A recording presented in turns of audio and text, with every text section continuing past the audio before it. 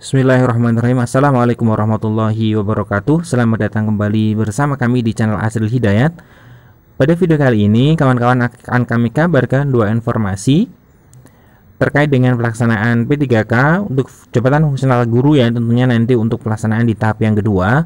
Seperti kita tahu bahwa besok adalah pelaksanaan P3K atau ujian tahap yang kedua di hari yang pertama. Nah, teman-teman, kita cermati kemarin ya di kanal YouTube-nya Pak Didi Yusuf. Ini Komisi 10 masih terus berupaya agar guru-guru honorer itu bisa mendapatkan afirmasi ya, tentunya terutama adalah afirmasi untuk masa kerja. Nah, andaikan ini bisa tercapai, tentunya teman-teman akan lebih mudah ya mencapai passing grade dan juga bisa lolos di tahap yang kedua ini. Nah, kita bacakan informasinya. Jadi Komisi 10 ya itu tetap ingin atau menuntut Kemendikbudristek untuk memberikan afirmasi masa kerja ya. Nah, tetapi di sini disebutkan bahwa pemerintah itu belum bisa mengabulkan ya desakan dari guru honorer dan juga Komisi 10 tentang afirmasi masa pengabdian. Kenapa? Karena menurut Dirjen GTK ya, dia menjelaskan Kemendikbudristek itu tidak memiliki sistem yang bisa memverifikasi lama pengabdian. Itu sebabnya afirmasi teknis yang diberikan pemerintah itu hanya berdasarkan usia 35 tahun ke atas dan mengabdi selama 3 tahun ya. Nah, Dirjen Iwan menjelaskan Dapodik itu baru ada 2013. Nah, untuk SMA, SMK itu 2015. Satu-satunya yang bisa diverifikasi secara data adalah usia, karena lama pengabdian bisa membuka ruang adanya self claim ya, atau mengaku-ngaku seperti itu ya. Nah, jadi belum ada sistem yang bisa untuk memverifikasi dan itu sudah lama dibahas di Panselnas. Memang kata Iwan, afirmasi masa kerja ada plus minusnya, namun sistem yang dimiliki belum bisa memverifikasi lama pengabdian. Jadi ini alasan dari Kemendikbudristek ya. Jadi belum ada di Dapodik itu belum bisa membuktikan lama pengabdian dari guru-guru tersebut ya. Ya kecuali memang yang sudah terdata atau 2013 atau 2015 untuk SMA dan SMK itu jelas bisa diverifikasi. Tapi kalau data pengabdian sebelumnya itu tidak bisa. Nah, menurut dia, kedepannya akan dibuat terobosan untuk memperhitungkan lama pengabdian. Untuk saat ini sulit dilakukan karena butuh waktu yang sangat panjang. Dapodik itu hanya mendeteksi saat guru itu terdaftar. Kami ambil dasar dari 2015. Kalaupun ada yang mengaku mengajar 15 tahun, sistem Dapodik tidak bisa membuktikannya. Tidak ada verifikasinya, tutur Dirjen Iwan Syahrir. Nah, kemudian sebelumnya forum honorer maupun organisasi guru yang mendesak ya tentang ini afirmasi berdasarkan masa kerja ya, karena memang guru-guru itu banyak sekali yang sudah mengabdi lama tetapi mungkin umurnya belum 35 tahun.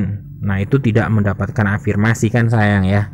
Nah, sebaliknya guru honorer ini ya, banyak guru yang berusia 35 tahun tapi masa pengabdiannya hanya baru 3 tahun. Otomatis dia mendapatkan afirmasi. Sedangkan guru yang belum 35 tahun tapi mengabdi mungkin 7 atau 8 tahun itu tidak mendapatkan afirmasi. Nah, ini sebenarnya kan tidak ada asas keadilan di dalamnya ya, ketika masa pengabdian itu tidak diakui, karena sebenarnya yang lama mengabdi adalah guru-guru yang memang sudah mendedikasikan dirinya untuk negara itu sudah lama seperti itu. Nah, berkaitan dengan hal ini, besok akan diadakan ujian untuk tahap yang kedua ini di hari pertama. Nah, Pak Iwan selaku Dirjen GTK tetap menginginkan atau mendesak guru-guru itu banyak yang lolos di tahap yang kedua ini. Nah, berdasarkan jadwalnya teman-teman ya, bahwa besok sampai tanggal 10. Kemudian ini dokumennya nanti besok teman-teman bisa siapkan mulai sekarang ya, ketika besok teman-teman ujian. Nah, ada kartu identitas asli, kemudian deklarasi sehat, kartu peserta asli, kemudian bukti pemeriksaan rapid test antigen. Dan untuk berjaga teman-teman tetap membawa yaitu bukti vaksin ya, vaksinasi tahap yang pertama. Kalau sudah 2 kali itu lebih baik. Nah, dia mengingatkan peserta melihat dengan betul jadwal dan lokasi ujian. Ini kata Pak Iwan ya, tips dan triknya. Jadi Pak Iwan meminta jangan sampai ada yang datang terlambat, atau jangan sampai teman-teman tuh lupa membawa dokumen asli bukti rapid test antigen dengan hasil negatif. Nah, ketika teman-teman lupa tidak membawa bukti yang asli dari rapid antigen ini, teman-teman akan dipindahkan ke sesi susulan. Ini tentunya nanti bakalan menyulitkan ya, karena akan terjadi pengunduran ya untuk teman-teman yang tidak membawa bukti rapid ini. Nah, untuk peserta yang hadir di lokasi lebih dari jam 7.15 di sesi pertama atau lebih dari 13.15 di sesi kedua tidak diperbolehkan mengikuti ujian. Baik teman-teman sudah dinyatakan langsung tidak lolos ya, ini sangat tidak menguntungkan. Nah, jadi Pak Iwan itu menghimbau bagi peserta tes guru di tahap yang kedua ini, baik guru honorer negeri, kemudian swasta dan lulusan PPG, untuk menyiapkan mental. Nah, kemudian dia menyarankan untuk mempelajari kisi-kisi ya. Kisi-kisi tentunya nanti teman-teman sudah memiliki ya kisi-kisi contoh soal. Kemudian fokus percaya diri, minta doa restu kepada orang tua, suami istri. Dan Pak Iwan mengatakan ya, saya doakan semoga banyak yang lolos di tahap yang kedua. Nah, bagi yang sudah lolos tahap pertama, Pak Iwan menyarankan untuk membantu rekan-rekan mendukungnya agar makin banyak guru honorer yang lulus sesuai dengan target Kemendikbudristek. Nah, ini adalah himbauan harapan dari Pak Iwan Syahrir yang secara mendalam ya, mewakili dari Kemendikbudristek, supaya nanti banyak teman-teman yang lolos di tahap yang kedua.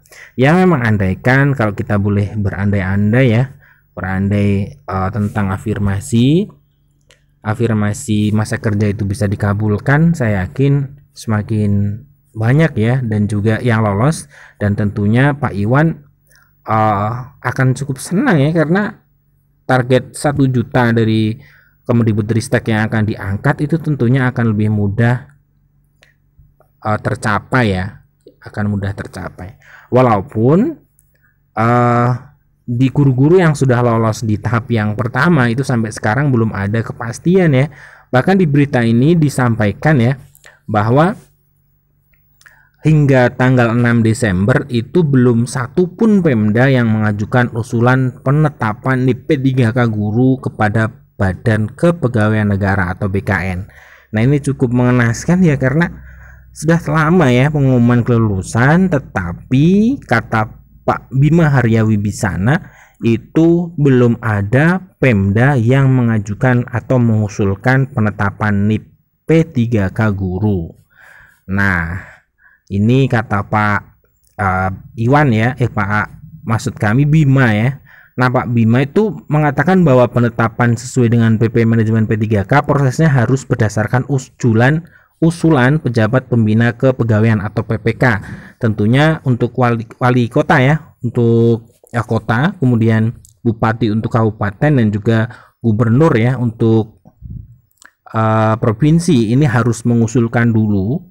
Setelah susulan P3K diterima BKN, maka dalam waktu 25 hari NIP P3K itu sudah ditetapkan. Jadi menunggu tidak ada sebulan ya.